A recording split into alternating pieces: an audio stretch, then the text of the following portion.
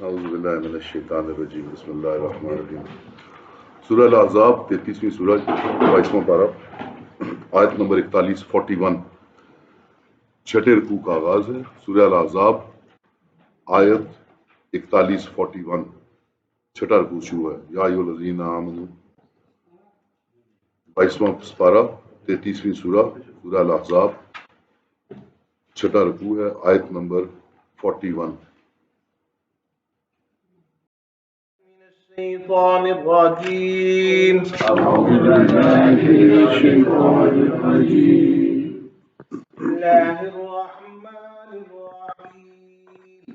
الله الرحمن الرحيم يا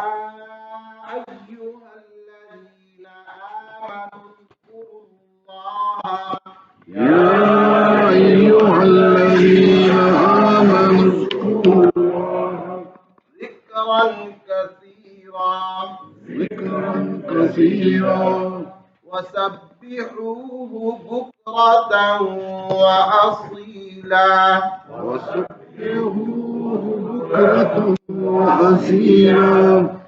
الذي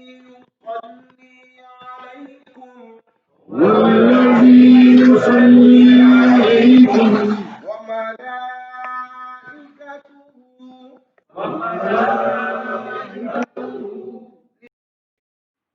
اعوذ باللہ من الشیطان الرجیم بسم اللہ الرحمن الرحیم لا الہ الا اللہ محمد رسول اللہ اللہ اکبر استغفر اللہ استغفر اللہ استغفر اللہ رب زدنی علما رب زدنی علما رب زدنی علما رب اشرح لی صدری ویسر لی امری واحلل عقدۃ من لسانی یفقهوا قولی الحمدللہ رب العالمین والصلاۃ والسلام علی رسول الکریم۔ درود شریف سب پڑھ لیجیے۔ اللہم صلی علی محمد کما صلیت علی ابراہیم اللہم بارک علی محمد وعلی آل محمد کما بارکت علی ابراہیم وعلی آل ابراہیم انک حمید مجید۔ آیت نمبر 38 پچھلی دفعہ ہم نے 37 پہ اختتام کر دیا تھا۔ آیت نمبر 38 پہ پیچھے یہ دو آیتیں جو 38 39 اور 40 تین آیتیں جو ہیں یہ بھی رہتی ہیں پچھلے جمعے سے، ان کو مکمل کر کے ہم آگے چلتے ہیں۔ جی ذکر آپ کو پتہ ہے حضرت بی بی زینب کا نکاح کا سلسلہ جو ہے وہ چل رہا تھا۔ اللہ تعالیٰ فرماتا ہے ما كان علی النبی من حرج فیما فرض اللہ لہ، نبی پر کچھ مذائقہ نہیں اس بات میں جو کہ فرض کر دی ہے، ٹھہرا دی ہے اللہ نے اس کے واسطے۔ اس سے یہ چیز ثابت ہوتی ہے جو چند ایک کتابوں میں مطلب اس طرف ہے کہ یہ نبی پاک صلی اللہ علیہ وسلم کا اس نکاح کے اندر کوئی انٹرسٹ نہیں تھا، اللہ تبارک و تعالیٰ نے یہ فرض کر دیا ان پر۔ اور اللہ تعالیٰ فرماتا ہے کہ دستور رہا اللہ کا ان لوگوں میں جو گزرے پہلے، اور حکم اللہ کا مقرر ٹھہر چکا، قدرن مقدورہ بالکل طے ہو چکا تھا کہ یہ بات طے ہو چکی تھی کہ منہ بولے بیٹے کی بیٹی بیوی ہو جس کو وہ چھوڑ چکا ہو، یا دوست کسی کی بیوی ہو جس کو وہ چھوڑ چکا ہو، یہ ساری باتیں ان کے اندر کوئی برائی نہیں ہے۔ اور اللہ تعالیٰ نے فرمایا کہ یہ اللہ نے فرض کیا یہ نکاح، اور یہ معاملہ پہلے سے چلا آ رہا تھا۔ تم نے وقتی طور پہ درمیان میں اہل عرب تم نے خاص طور پہ جو بات بنا لی کہ یہ منہ بولے بیٹے کی بیوی سے شادی نہیں ہو سکتی، معاملہ اس طرح نہیں تھا۔ اللہ تعالیٰ نے یہ نبی پاک صلی اللہ علیہ وسلم فرض کیا اسی لیے، اس رسم کو ختم کرنے کے لیے اور یہ بتانے کے لیے کہ ایسی عورتوں سے جو دوست کی بیویاں ہیں یا منہ بولے بیٹے کی بیویاں ہیں، یہ نہیں کہ ان سے آپ بائیکاٹ کر لیں اور مڑ کے ان کے نکاح ہی نہ کریں، اس کو ختم کرنے کے لیے۔ اور یہ معاملہ پہلے سے مقدور بھر تھا، پہلے سے چیز یہ طے ہو چکی تھی اللہ تعالیٰ کی تصدیق۔ وہ جو پہنچاتے ہیں پیغام اللہ کے اور ڈرتے ہیں اس سے، اور نہیں ڈرتے کسی سے سوا اللہ کے، اور بس اللہ ہے کفایت کرنے والا۔ یہ لوگ جو نبی پاک صلی اللہ علیہ وسلم جو پیغمبر ہیں، جو اللہ کا مشن لے کر چلتے ہیں، جو تبلیغ کرتے ہیں اللہ کے مشن کی، اللہ کی باتیں آگے لے کے چلتے ہیں، اللہ کا قانون آگے لے کے چلتے ہیں، اور ان لوگوں کا کوئی خوف نہیں ہے، تو ان کے گھروں میں، ان کی فیملی لائف میں، ان کے سوشل ایشوز جو ہے ان کے اندر ایک ہارمنی ہونی چاہیے۔ ہارمنی کو کیا کہیں گے اردو میں؟ ہم آہنگی ہونی چاہیے، تاکہ گھر سے سکون ہوگا تو باہر کا مشن لے کے چل سکیں گے نا۔ تو یہ قانون قاعدے اللہ نے واضح کیے ہیں گھر کے سکون کے لیے، تاکہ وہ اپنا کام آرام سے کر سکیں۔ اور پھر اس کے بعد بڑی امپورٹنٹ آیت، اور آج کل کے دور میں خاص طور پہ میں نے پہلے بھی آپ سے عرض کیا تھا کہ آج کل کے اس زمانے میں جب خاص طور پہ قادیانیت کو پاکستان کے اندر نئی طاقت ملی ہے، اس کی وجوہات آپ لوگ سب جانتے ہیں، کسی سے چھپی ہوئی نہیں ہے. تو میں سمجھتا ہوں کہ ہر مسلمان اور اہل علم پہ لازم ہے کہ بابانگ دہل وہ نبی پاک صلی اللہ علیہ وسلم کے آخری نبی ہونے کے اوپر ذکر بھی کرے اور اس کا سٹینڈ بھی لے. اس کا کسی قسم کی اس میں کوئی گنجائش نہیں ہونی چاہیے. اللہ تعالیٰ فرمایا کہ وما کان محمد آبا احد من رجالکم، محمد صلی اللہ علیہ وسلم باپ نہیں ہیں کسی کے تمہارے مردوں میں سے، لیکن رسول اللہ، اللہ کے رسول ہیں، وخاتم النبیین، اور آخری بات ہیں نبیوں کے اندر، اس کے بعد کوئی نبی نہیں. نبی پاک صلی اللہ علیہ وسلم کی ایک حدیث بھی ہے کہ فاتحہ کا خاتم جو ہے، فاتحہ جہاں پہ اختتام ہوتی ہے وہ آمین ہے، اس کے بعد کچھ نہیں. اس کے بعد سورہ فاتحہ میں کوئی چیز نہیں آئے گی. تو اللہ تعالیٰ نے فرمایا ما کان محمد آبا احد من رجال، تم میں سے کسی مرد کے باپ نہیں. کیوں؟ پہلے آپ پورا سبق ہم پیچھے دیکھ چکے ہیں. حضرت زید کو زید بن محمد کہا جاتا تھا، جن کی زوجہ تھی حضرت بی بی زینب، جو کہ منہ بولے بیٹے تھے، غلام تھے. نبی پاک صلی اللہ علیہ وسلم کی یہ ایک عجیب ایک ویسے ایک آخری بیٹے کون تھے حضرت صلی اللہ علیہ وسلم کے؟ آخری بیٹے کون تھے؟ اس لیے میں بارہا میں نے یہ جو مطلب اس مجلس میں ذکر کیا ہے کہ ہم جس ذات سے محبت کا، عقیدت کا دعویٰ کرتے ہیں، ان کی سیرت اگر ہمیں واضح نہیں ہے تو پھر ہمارا عمل بہت مشکل ہو جائے گا حدیث کے مطابق کہ مسلمان بننے کا. تو جس طرح قرآن اہم ہے، اس طرح سیرت النبی بھی بہت ہی زیادہ اہمیت کی حامل ہے، بہت ہی زیادہ اہمیت کی حامل ہے. ہمیں پہلی فرصت میں سیرت النبی جو ہے وہ پڑھنی چاہیے. بہت اچھی کتابیں لکھی گئی ہیں سیرت کے اوپر. ریق المختوم آسان کتاب ہے، محمد انگریزی میں مارٹن لنک کی لکھی ہوئی ہے، ابن شام کی ہے، ابن اسحاق کی ہے، ڈاکٹر عبید اللہ کی محمد پروفٹ آف اسلام لکھی ہوئی ہے. بہت ساری کتابیں لکھی ہوئی ہیں. ابن کثیر نے اپنی کتاب بدایہ و نہایہ میں ذکر کیا ہوا ہے، پوری تفسیر بڑی تفصیل سے لکھی ہوئی ہے سیرت النبی کے اوپر. تو آخری بیٹے نبی پاک صلی اللہ علیہ وسلم کے، ان کا نام ابراہیم تھا. نبی پاک صلی اللہ علیہ وسلم نے اپنی کتنی اولادیں تقریباً دفنائی؟ اولادوں کی بات کر رہا ہوں، بیٹوں کی، اولادوں کی. 6، 3 بیٹیاں 3 بیٹے جو دفنائے. بیٹے تو پہلے فوت ہو گئے تھے، بیٹیاں جو ہیں وہ آ کے ہجرت کے بعد فوت ہوئی، اور آخری بیٹے جو فوت ہوئے وہ ابراہیم تھے. یہ بڑی ایک عجیب بات ہے، یہ بڑی ایک عجیب بات. حضرت ابراہیم کس کے وطن سے تھے؟ ماریا قبطیہ کے وطن. ماریا قبطیہ کون تھی؟ ماریا قبطیہ مصر کے بادشاہ نے جب نبی پاک صلی اللہ علیہ وسلم کا میسج آیا تو اس نے وہ اس میسج پہ اسلام تو قبول نہیں کیا، لیکن تحفے کے طور پہ جو اچھی کنیز تھی، قبطی عورت تھی، قبطی علاقہ مطلب اسے ہے قوم سے ہے، تو قبطی خاتون جو تھی ماریا قبطیہ، وہ بھیجی حضور کے صلی اللہ علیہ وسلم کی خدمت میں تحفے کے طور پہ. بات تو نہیں مانی، مسلمان تو نہیں ہوا، لیکن تحفے کے طور پہ ماریا قبطیہ کو بھیجا. قبطیہ قوم ہے، موسیٰ السلام کو بنی اسرائیل میں سے تھے. قبطی تو وہ مصر کے مقامی لوگ تھے نا. اسی پہ بحث ہے کہ یہ قبطی ایک قوم تھی، اور تاریخ یہ کہتی ہے کہ فرعون عربوں میں سے تھا. فرعون بھی قبطیوں میں سے نہیں تھا، یہ باہر سے لوہار گئے ہوئے تھے، جو بعد میں طاقت کے زور پہ پھر جو مقامی قوم تھی قبطی جو مصر کی ہے اس پہ نے حکومت جما لی. واللہ عالم. لیکن فرعون خود قبطی نہیں تھا، تاریخ یہ کہتی ہے، اللہ بہتر. وہ قبطی تھا، وہ مقامی تھا، سن آف دا سوائل تھا وہ. لیکن اس سے اور زیادہ بات امپورٹنٹ کیا ہے کہ بی بی ہاجرہ کون تھی؟ بی بی ہاجرہ کون تھی؟ وہ خود کون تھی؟ وہ بھی قبطی تھی. حضرت ابراہیم علیہ السلام کی وہ بھی بادشاہ سے توفتاً دی ہوئی کنیز تھی. بی بی ہاجرہ بھی تو کنیز تھی نا، مطلب جو آگے حضور کی بی بی سارہ نے ان کو توفتاً حضرت اسماعیل کو، حضرت ابراہیم کو دے دی تھی. بی بی سارہ کی وہ بھی قبطی قوم میں سے تھی، اور بی بی ماریا قبطیہ بھی قبطی قوم میں سے تھی.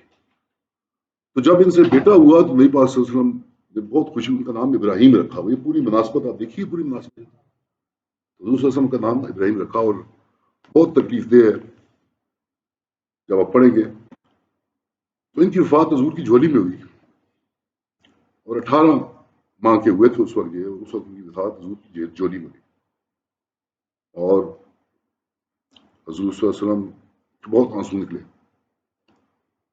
بلکہ بڑی ایک لمبی حدیث ہے، اس کا آغاز جو ہے کہ انا لفراقک محزونون، ہم تیری جدائی پہ بہت گہرے دکھی ہو گئے اور آنسو نکلے نبی پاک صلی اللہ علیہ وسلم کے۔ تو آپ دیکھیں کہ اسلام کا اصل روح دیکھیں اسلام کی، تو عبد الرحمن بن عوف انہوں نے نبی پاک صلی اللہ علیہ وسلم سے اعتراض کر دیا کہ نبی پاک صلی اللہ علیہ وسلم یہ آنسو کیسے ہیں؟ کہ آپ تو ہمیں کہتے ہیں کہ جب کوئی موت ہوتی ہے تو اس پہ دکھ نہیں کرنا، تو خود آپ رو رہے ہیں۔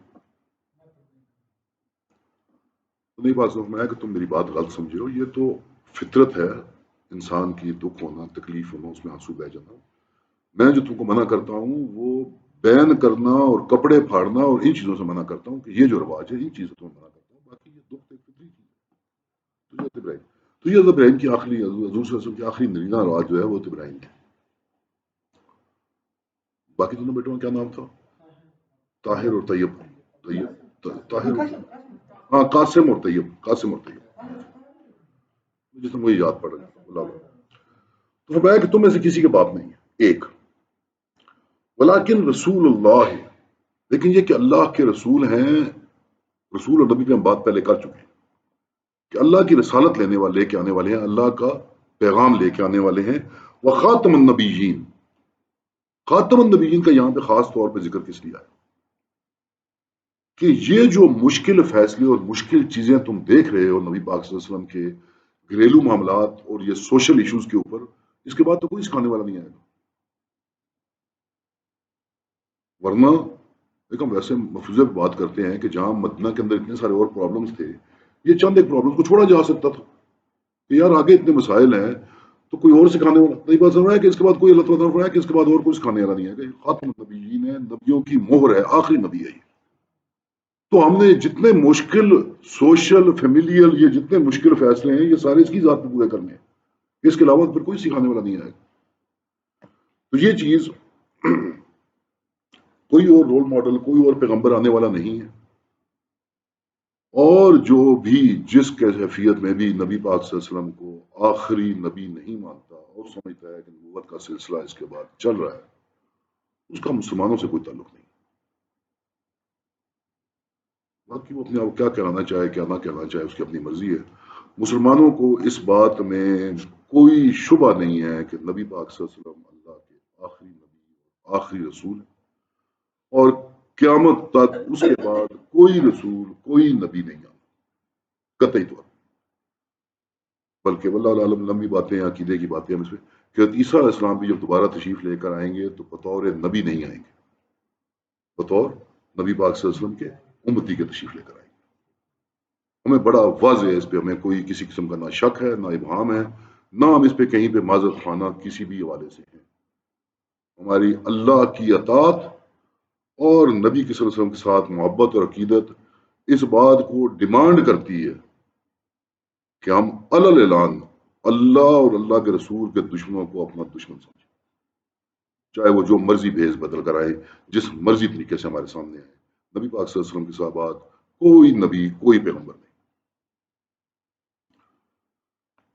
اور فرمایا کہ وقان اللہ بکل شعین علیمہ، اللہ تعالیٰ ہر چیز کا علم رکھتا ہے، اللہ جانتا ہے کہ یہ سارے معاملات اس آخری پیغمبر کی ذات کے ساتھ کلیئر کرنے ہیں انسانیت کے لیے۔ اللہ تعالیٰ ہر چیز کا علم رکھتا ہے۔ اس کے بعد یہاں سے آج کا ذکر شروع، آج کی بات شروع ہوئی جی۔ یہاں سے آپ دیکھیں بڑا خوبصورت ٹرن ہے، ساری بات چیت کیا چل رہی ہے کہ نبی نے ایک مختلف خلاف عرف ایک شادی کی ہے۔ اللہ کیا فرما رہا ہے؟ یا ایھا الذین آمنوا، اے وہ لوگوں جو ایمان لے کر آئے ہو، اذکروا اللہ ذکرا کثیرا، ان فالتو بکواس اسکینڈل کی باتوں کو دفع کرو۔ یہ جو معاشرے میں بک بک اور بکواسیات اور یہ اسکینڈل پھیلا جا رہے ہیں، ان کو چھوڑو۔ تمہارا کام ہے کہ اللہ کا کثرت سے ذکر کرو۔ ہمیں اپنے اندر جھانکنا چاہیے جب ہم آپس میں بیٹھتے ہیں مجلسوں میں یا اکیلے، اگر کوئی اسکینڈل یا کوئی شرارت یا کوئی بات پھیلتی ہے ہم اس کے اوپر زیادہ گفتگو کر رہے ہیں یا اللہ کے ذکر پہ زیادہ دھیان دے رہے ہیں؟ اور اکثر ہمارے جو اہل علم ہے اگر آپ دیکھیں، اکثر اہل علم جو دیکھنے والے جو لوگ ہیں اگر آپ دیکھیں مجلس کے اندر آگے پیچھے لاجانی باتیں ہو رہی ہوں، وہ چپ کر کے اپنے ذکر میں مصروف ہوتے ہیں، بات ہی نہیں کرتے بیچ میں، کیونکہ اللہ تعالیٰ نے فرمایا کہ اذکروا اللہ ذکرا کثیرا، یہ ان اسکینڈلس باتوں میں، ایک بلا وجہ کی باتوں میں مت پڑو، اللہ نے قانون قاعدہ چیزوں کو واضح کر دیا ہے، تم اللہ کا ذکر کرو بہت سارا، وسبحوہ بکرۃ واصیلا، اور اللہ تبارک و تعالیٰ کی بڑائی بیان کرو، تسبیح کرتے رہو، ذکر کرتے رہو صبح و شام۔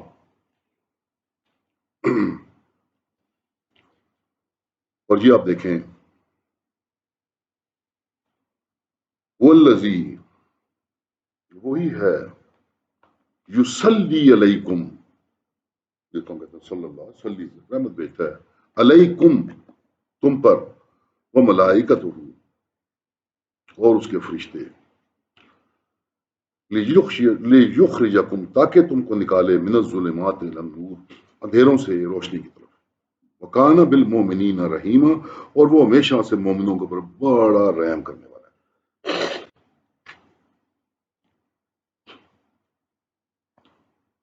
تم یہ جو معاشرے کے اندر بکواسیات پھیلی ہوئی ہیں، ان سے کنارہ کشی کر کے تم اللہ کا ذکر کرو صبح و شام، اور اللہ وہ بھی، اللہ تبارک و تعالیٰ بھی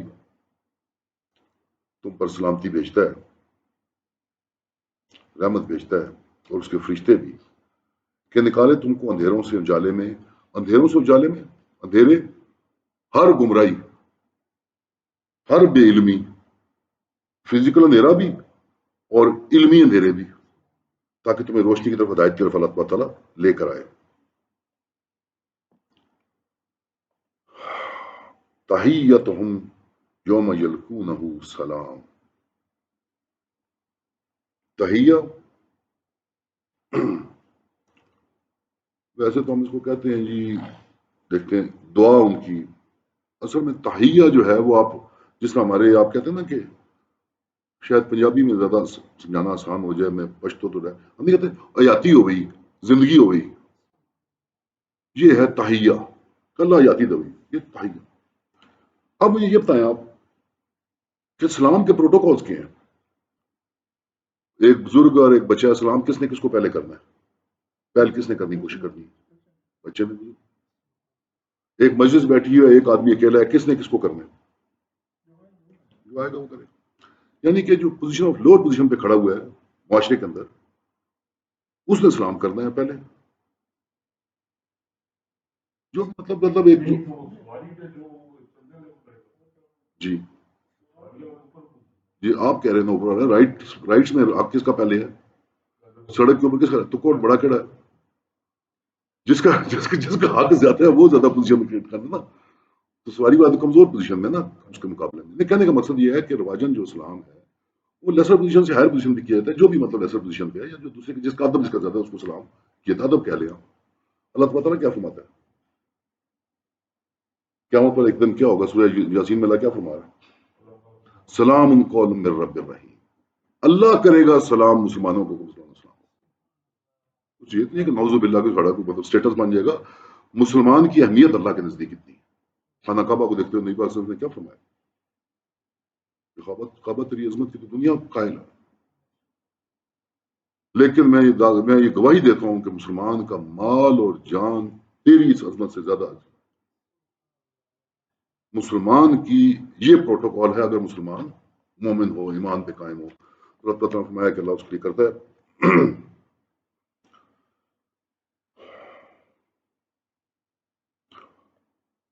تو دعا ان کو جس دن ان سے ملیں گے، سلام ہے رکھا ہے ان کے واسطے نیک عزت کا،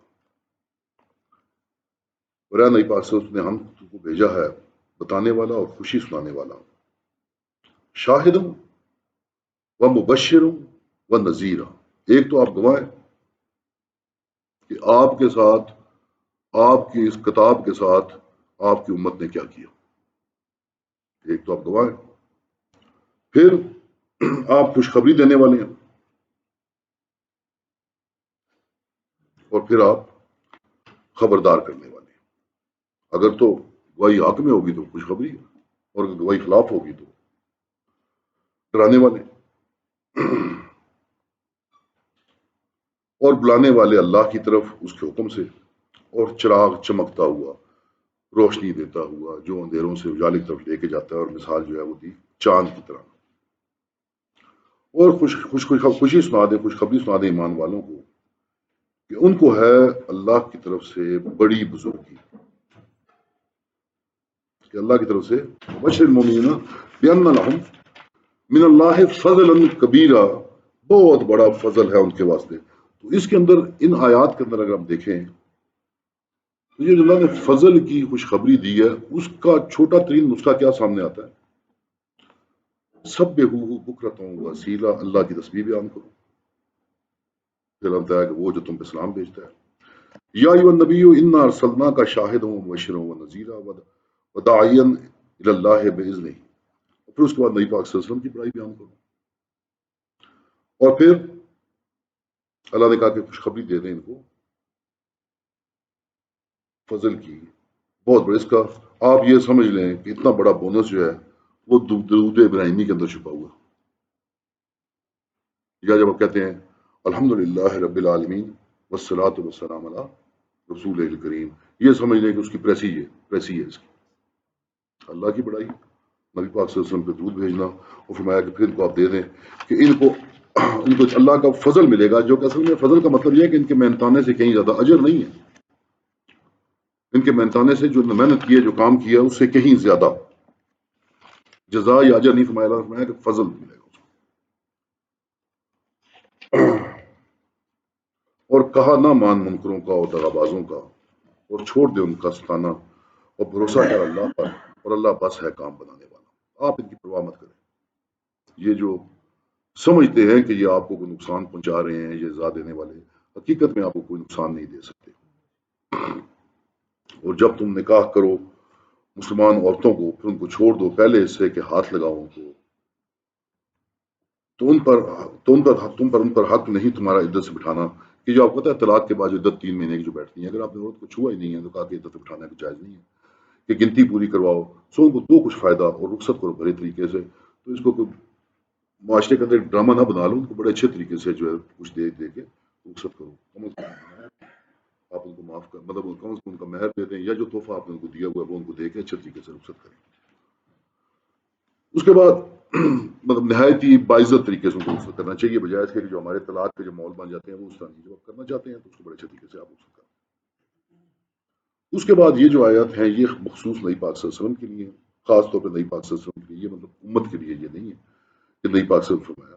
اور یہ سے یہ بھی ہمیں اندازہ ہوتا ہے کہ حضرت بی بی زینب کے بعد نبی پاک صلی اللہ علیہ وسلم کی یہاں پہ شادی کا معاملہ یہ آخری شادی تھی۔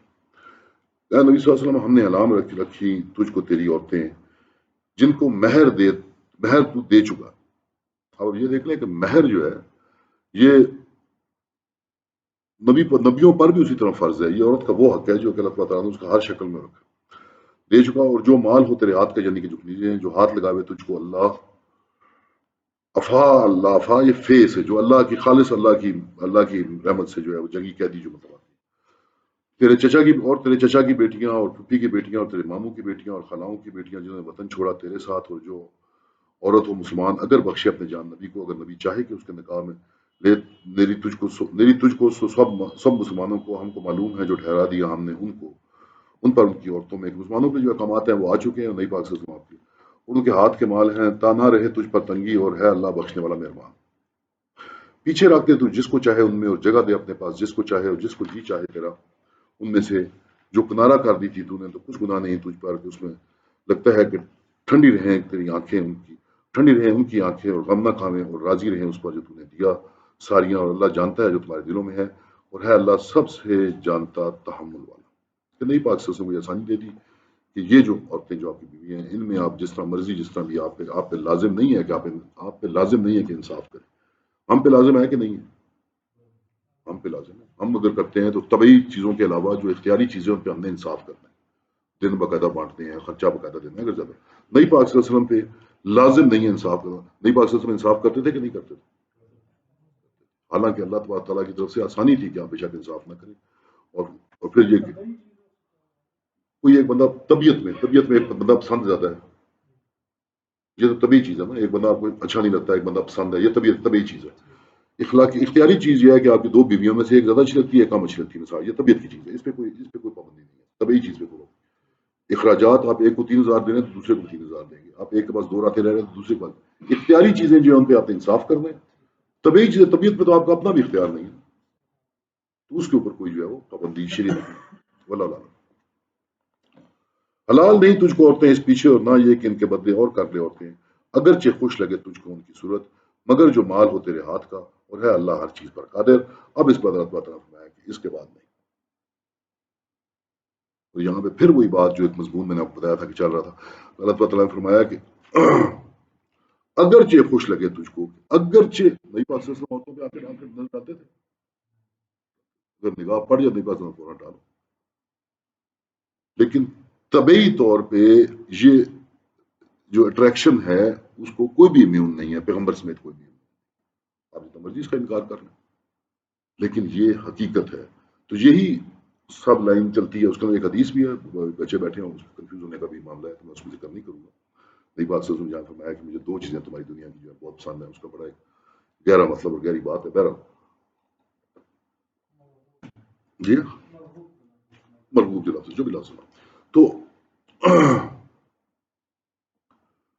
اس لیے کہ یہ جو ٹیمپٹیشن ہے، اللہ تعالیٰ نے فرمایا کہ بھلے آپ کو اس کے بعد آپ اس کے اوپر یہ ساری پابندیاں آپ کی لگ گئی ہیں، اور پھر فرمایا کہ وکان اللہ علی کل شیء رقیبا، اللہ ہر چیز کے اوپر نگاہ رکھے ہوئے نگہبان ہے۔ آخر دعوانا الحمد للہ رب العالمین۔ ہمارا جو ساتھی کہتا تھا موسیٰ، اس کے والدین تو دنیا میں ماں باپ کو، اس کو کووڈ ہو گیا تھا، اللہ تعالیٰ نے بہت جلد ان کو شفا دی، ان کے لیے بہرحال دعا کریں گے۔ طارق بھائی کی کوئی بہن ہے، ان کینسر ہے، پہلے بھی دعا کی تھی ہم نے ان کے لیے، اور ان کے کچھ اور عزیز ہیں جن کو کووڈ کا مرض ہے، ان کے لیے خاص طور پہ، اور کسی کا کوئی عزیز رشتہ دار ہے تو اس کے لیے خاص طور پہ دعا میں۔ آمين. الحمد لله رب العالمين والعاقبة للمتقين والصلاة والسلام على أشرف الأنبياء ولا ظلمنا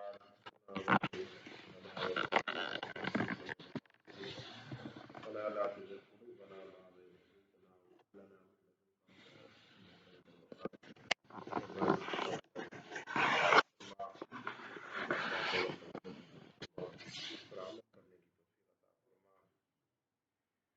اللہ تو ہمارے صغیرہ کبیرہ گناہوں کو معاف فرما، جتنے مسلمان پریشان حال ہیں اللہ ان کی پریشانیوں کو دور فرما، جتنے مسلمان بیمار ہیں بالخصوص طارق صاحب کی بہن مشیرہ جو بیمار ہیں، یا اور بھی جتنے مسلمان بیمار ہیں گھروں میں، اسپتالوں میں، روحانی بیمار ہیں، جسمانی بیمار ہیں، اے اللہ ان کو صحت کاملہ عاجلہ مستقرہ نصیب فرما۔